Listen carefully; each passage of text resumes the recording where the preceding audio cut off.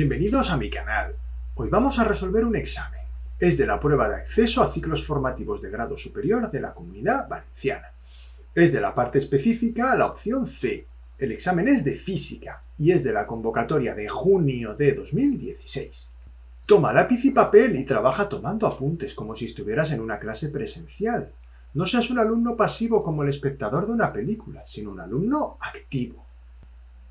Los conceptos que utilizaremos para resolver este examen son cinemática, cambio de unidades al sistema internacional, trabajo y energía, movimiento armónico simple, conservación del momento lineal y, por último, circuitos, la ley de Ohm. Como veis, el examen es muy completo y antes de comenzarlo os recuerdo que podéis suscribiros al canal y activad la campanita si queréis seguir recibiendo más vídeos como este. Y desde ya mismo os agradecería que le dejarais un like al vídeo, así me animaréis a seguir creando más contenido de este tipo. Y ahora vamos a resolver este interesantísimo examen. El ejercicio dice lo siguiente. Un camión circula por una carretera en línea recta, a una velocidad constante de 75 km por hora. En un momento dado, se encuentra a una distancia de 30 km por detrás un coche que viaja con velocidad constante de 90 km por hora. Calcula. Apartado A. ¿Cuánto tardará el coche en alcanzar al camión? Apartado B. ¿Qué distancia habrá recorrido cada vehículo? Vamos a resolver este ejercicio. En primer lugar, debemos identificar el tipo de problema. Este problema es un problema de alcance, ya que el coche va por detrás del camión, pero al ir más rápido lo va a alcanzar. Se hace un esquema de la situación. Ahí tenéis mi esquemita. No es muy vistoso, pero creo que es bastante útil. Podéis observar que la posición inicial del coche vamos a decir que es 0 km y la del camión 30 km, ya que la distancia que hay entre ellos es de 30 km. Por otro lado, en un momento dado, el coche va a dar alcance al camión. En ese momento, x sub 1, que es la posición del coche, será igual a x sub 2, la posición del camión. Se expresa mediante una ecuación la posición de cada uno de los vehículos respecto al origen de coordenadas, para poder resolver el problema. En el caso del coche, x sub 1 es igual a x sub 1, 0 más la velocidad del coche por el tiempo. Es decir, x sub 1 igual a 0, que es su posición inicial, más 90 km por hora por el tiempo. En el caso del camión, escribiremos x sub 2 igual a 30 más 75t. Seguro que os estáis preguntando algo. ¿Por qué no he expresado en este ejercicio las unidades de posición y velocidad en unidades del sistema internacional? Es decir, metros y metros por segundo. Pues en este caso no es necesario hacerlo. Si yo expreso todas las unidades en kilómetros, en horas y en kilómetros por hora, me va a ser mucho más fácil hacer el ejercicio y las unidades van a ser coherentes, como vais a ver. El alcance del coche al camión se produce cuando las dos posiciones se igualan. X sub 1 igual a x sub 2, tal como hemos comentado anteriormente. Sustituimos x sub 1 igual a 90t igual a x sub 2, 30 más 75t. Nos queda una ecuación de primer grado. Resolvemos 15t igual a 30, de manera que el tiempo que tarda el coche en alcanzar al camión es de 2 horas. Y esa es la solución del primer apartado, tal como he recuadrado ahí. El tiempo que tardará el coche en alcanzar al camión es de 2 horas. En cuanto a la distancia recorrida por cada vehículo, hay que calcular la posición final de ambos vehículos, que lógicamente será la misma. Para ello basta con sustituir en una de las dos ecuaciones. Yo he elegido la segunda de ellas. En este caso, x sub 2 igual a 30 más 75 por 2 horas, que nos da un total de 180 kilómetros. Por ello, podemos decir que el camión habrá recorrido solo 150 kilómetros, porque partía con 30 kilómetros de ventaja y su posición inicial era 30 kilómetros, y el coche habrá recorrido 180 kilómetros. El ejercicio dice lo siguiente. Cambia a unidades del sistema internacional. Vamos allá. El primer apartado es 77 micronewton. Aplicamos el factor de conversión correspondiente. Vamos a colocar en el denominador la unidad que me dan y en el numerador la que busco. Y a continuación colocaremos el factor correspondiente. En este caso se coloca un 1 en la unidad grande y la relación en la unidad pequeña. En este primer apartado tendríamos que un newton son 10 elevado a 6 micronewton. De manera que, al simplificar micronewton con micronewton, nos quedará 7,7 por 10 a la menos 5 newton. Continuamos. Un clásico, 153 kilómetros por hora. En este caso hay que hacer un doble factor de conversión, ya que debemos convertir los kilómetros a metros y las horas a segundos. Colocamos en el primer factor, en el denominador 1 kilómetro y en el numerador 1000 metros, y así podremos simplificar los kilómetros. Por otro lado, como las horas en la unidad inicial están en el denominador, en este caso, para cancelarlas debemos colocarlas en el numerador, y pondremos que una hora equivale a 3600 segundos. Podremos simplificar así, como veis en pantalla, los kilómetros y las horas. Multiplicaremos después 153 por 1000 y dividiremos entre 3600, obteniendo una velocidad de 42,5 metros por segundo. A continuación tenemos 56 gigahercios. En este caso colocaremos 1 gigahercio, que es la unidad grande, en el denominador, y en el numerador pondremos la unidad del sistema internacional, 10 elevado a 9 hercios. Es importante para poder hacer este tipo de ejercicios conocer las relaciones que hay entre las unidades y los prefijos. Simplificamos los gigahercios y nos queda 5,6 por 10 a la 10 gigahercios. Continuamos. 40,2 centímetros cúbicos. Debemos pasarlo a metros cúbicos. Colocamos el centímetro cúbico en el denominador y la unidad que buscamos, el metro cúbico, en el numerador. Puesto que es una unidad cúbica, en la escalera iremos de 3 en 3. Como de metro a centímetro hay 2 huecos, pero estamos en unidades cúbicas, tenemos que darnos cuenta que un metro cúbico son 10 elevado a 6 centímetros cúbicos. Hacemos la operación y nos queda 4,02 por 10 a la menos 5 centímetros cúbicos. Seguimos ahora con un tiempo, 91,65 milisegundos, muy poquito tiempo. Hay que convertir los milisegundos a segundos. Debemos recordar que el prefijo mili significa 1000. Un segundo son 1000 milisegundos. Simplificamos los milisegundos y obtenemos el resultado. 9,165 por 10 a la menos 2 segundos. En el apartado F nos ponen ahora 2800 kiloamperios. De nuevo, el mismo factor de conversión, aunque ahora con el prefijo kilo. Un kiloamperio debemos saber que son 10 elevado a 3 o 1000 amperios. Simplificamos los kiloamperios y obtenemos 2,8 por 10 elevado a 6 amperios. Continuamos, 10 nanómetros. En este caso recordamos, un metro equivale a 10 elevado a 9 nanómetros.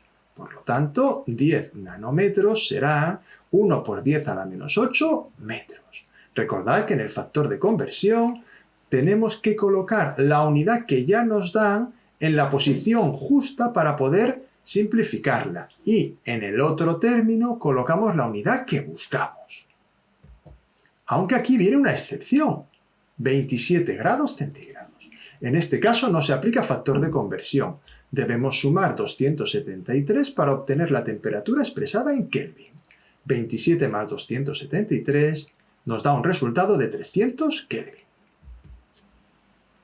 Continuamos, 3600 litros partido minuto. De nuevo un doble factor de conversión. Ahí lo ponemos.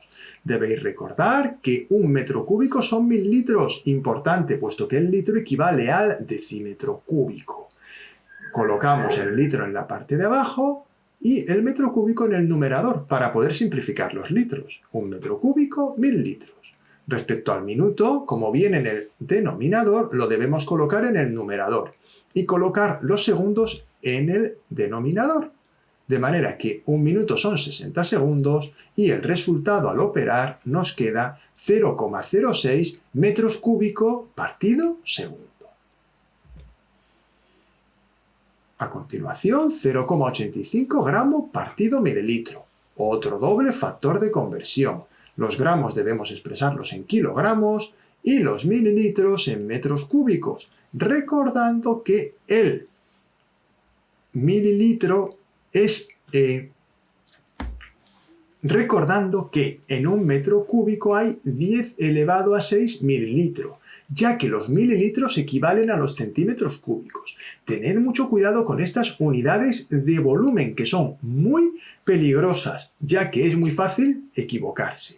Debéis recordar que un metro cúbico es equivalente a 1000 litros o a 1000 decímetros cúbicos y que el metro cúbico equivale a 10 elevado a 6 centímetros cúbicos o mililitros. Simplificamos los gramos con los gramos, los mililitros con los mililitros y nos queda un resultado de 850 kilogramos por metro cúbico. El enunciado dice lo siguiente: un coche de 1700 kilogramos se mueve con una velocidad constante de 100 km por hora. Calcula, apartado A, el trabajo que realizan los frenos para detenerlo completamente. Apartado B, la fuerza que deben realizar los frenos para que se pare después de recorrer 100 metros, desde que el conductor comienza a frenar. Vamos a resolver el ejercicio. Se toman datos y se convierten las unidades al sistema internacional. La masa del coche son 1700 kilogramos. Esto ya está en unidades del sistema internacional, pero la velocidad son 100 km por hora y tenemos que pasarlas a metros por segundo. Ahí tenéis en pantalla el factor de conversión correspondiente. 1 kilómetro equivale a 1000 metros, colocamos el kilómetro abajo para que se simplifique con el kilómetro de la unidad original.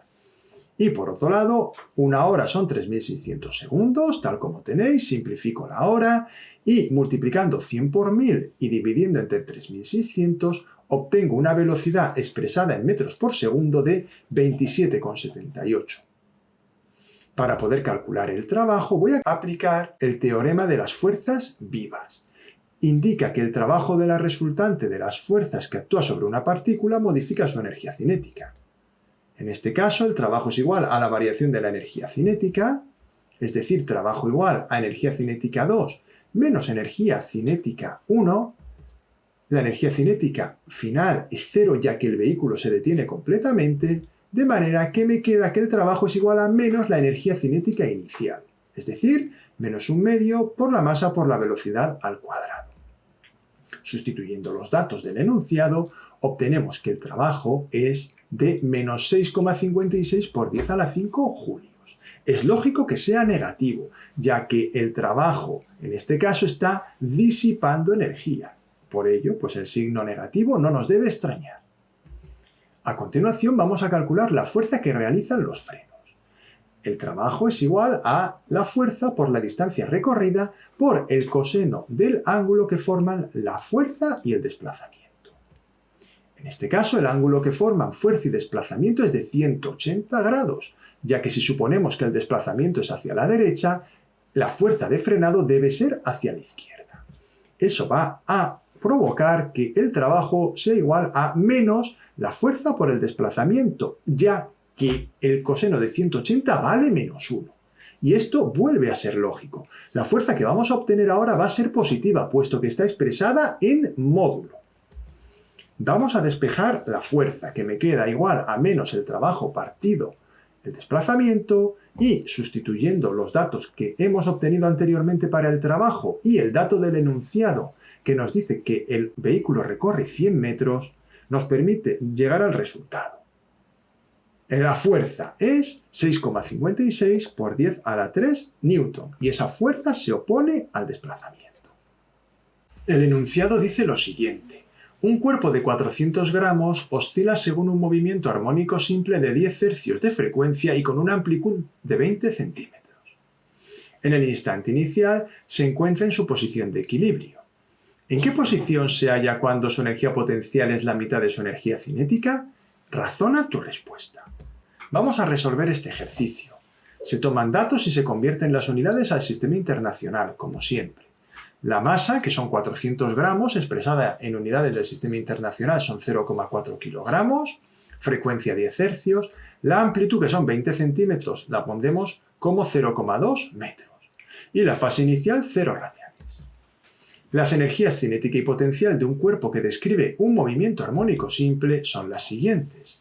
Energía potencial es igual a 1 medio por la constante del muelle por x al cuadrado. Y la energía cinética, 1 medio por la constante del muelle por, entre paréntesis, la amplitud al cuadrado menos x al cuadrado. Nos dice el enunciado que su energía potencial es la mitad de su energía cinética. Es decir, E sub P, energía potencial, igual a 1 medio por la energía cinética. Simplemente despejamos el 2 y podemos decir que 2 por la energía potencial es igual a la energía cinética. A continuación, lo que vamos a hacer es sustituir la energía potencial por 1 medio por K por X cuadrado y la energía cinética por 1 medio por K por A cuadrado menos X cuadrado. Podemos simplificar los términos 1 medio y también los factores K, quedándonos la ecuación 2x cuadrado igual a A cuadrado menos X cuadrado. Vamos a despejar X cuadrado, por lo tanto pasamos el término menos X cuadrado sumando al otro lado y nos quedará 3x cuadrado igual a A cuadrado. Pasamos el 3 dividiendo y hacemos la raíz cuadrada. X será igual a raíz cuadrada de A cuadrado partido 3. Sustituimos el dato del enunciado de la amplitud, que es el único que nos va a hacer falta. En este caso nos queda x igual a raíz cuadrada de 0,2 al cuadrado partido 3, aproximadamente 0,115 metros. Y damos la solución. El cuerpo se encontrará a 0,115 metros, es decir, 11,5 centímetros, de su posición de equilibrio. El enunciado dice lo siguiente. Una patinadora de 70 kilos se desliza en una pista de hielo a 8 metros por segundo, por detrás de su hijo de 14 kilos, que se desplaza en la misma dirección y sentido a 2 metros por segundo. Cuando llega a él, lo coge en brazos y siguen moviéndose juntos. Calcula con qué velocidad se moverán cuando patinan juntos e indica la dirección y sentido de su movimiento. Vamos a resolver este ejercicio que es de conservación de la cantidad de movimiento. En primer lugar, tomamos los datos, que ya están todos en unidades del sistema internacional. Es decir, la masa de la madre, 70 kilos, la masa del hijo, 14 kilos, y las velocidades, 8 y 2 metros por segundo. Como he dicho antes, podemos aplicar el principio de conservación de la cantidad de movimiento. Dicho principio nos dice que la cantidad de movimiento total de todo sistema cerrado, o sea, uno que no es afectado por fuerzas exteriores, y cuyas fuerzas internas no son disipadoras, no puede ser cambiada y permanece constante en el tiempo. Bueno, en la práctica esto sería así. Masa 1 por V1 más masa 2 por V2 igual a masa 1 más masa 2 por velocidad. Lógicamente, al coger la madre en brazos a su hijo, ambas masas se unen y tendrán una única velocidad. Vamos a sustituir los datos del enunciado y, como veis, solo nos queda una incógnita, que es la velocidad del conjunto madre-hijo. 70 por 8 más 14 por 2 igual a 70 más 14 por la velocidad. Vamos a despejar la velocidad en esta ecuación de primer grado y obtenemos que la velocidad del conjunto madre-hijo es de 7 metros por segundo. Por lo tanto, diremos, la velocidad conjunta será de 7 metros por segundo y la dirección y sentido será la original de ambos, ya que ambos tenían la misma dirección y sentido. El ejercicio dice lo siguiente. Dibuja el esquema de un circuito eléctrico que consta de una resistencia de 75 ohmios conectada en paralelo a otras dos, en serie de 35 y 15 ohmios, respectivamente, y alimentado por una batería de 7,5 voltios. Coloca 2 amperímetros, uno en la salida de la batería y otro entre las dos resistencias de 35 y 15 ohmios, y un voltímetro conectado a los bordes de la resistencia de 35 ohmios. Y luego nos dice que calculemos los valores teóricos de las lecturas de los amperímetros y del voltímetro. Razona tu respuesta. Vamos a hacer el esquema que nos piden en primer lugar. Ahí tenemos el esquema general, sin colocar todavía ni los amperímetros ni el voltímetro. Nos dicen que las dos resistencias de 35 y 15 ohmios están en serie entre ellas y a su vez se encuentran en paralelo con una de 75 ohmios. Y por otro lado nos dicen que la batería es de 7,5 voltios. Un esquema posible sería este de aquí. Por otro lado, coloco los amperímetros donde me dicen uno a la salida de la batería y el otro entre las dos resistencias que están en serie. Y por último el voltímetro se lo colocamos a la resistencia de 35 ohmios. Y aquí, con esto que veis, ya hemos completado el esquema. Y esto es lo que pide el ejercicio. Por lo menos en este apartado A. Vamos ahora a responder al apartado B. Colocamos aquí el circuito que hemos diseñado anteriormente y podemos observar que nos encontramos ante un circuito mixto, donde R2 y R3 están en serie entre ellas, y esa agrupación a su vez está en paralelo con R1. Por ello, en primer lugar, debemos calcular la resistencia equivalente que formarían R2 y R3. Como están en serie, basta con sumarlas. 35 más 15, 50 ohmios. A continuación ya puedo calcular la resistencia equivalente total del circuito, que formarían la RE de antes, esos 50 ohmios, y la resistencia 1 de 75 ohmios. Aplicamos la fórmula 1 partido la resistencia total es igual a 1 partido R1 más 1 partido RE. Operamos y podemos llegar al resultado de que la resistencia total es de 30 ohmios. Se calcula la intensidad que pasa por el primer amperímetro. Dicha intensidad se obtiene a partir del circuito equivalente aplicando la ley de Ohm. Ahí a la derecha acabo de colocar el circuito equivalente. Observad que he colocado la resistencia de 30 ohmios y la batería de 7,5 voltios. Se aplica la ley de Ohm, voltaje igual a la intensidad que circula por el amperímetro 1 por resistencia total, sustituimos los datos y despejamos la intensidad, que nos queda de 0,25 amperios. Esa es la intensidad de corriente que circula por el primer amperímetro. A continuación, vamos a calcular la intensidad de corriente que circula por el segundo amperímetro.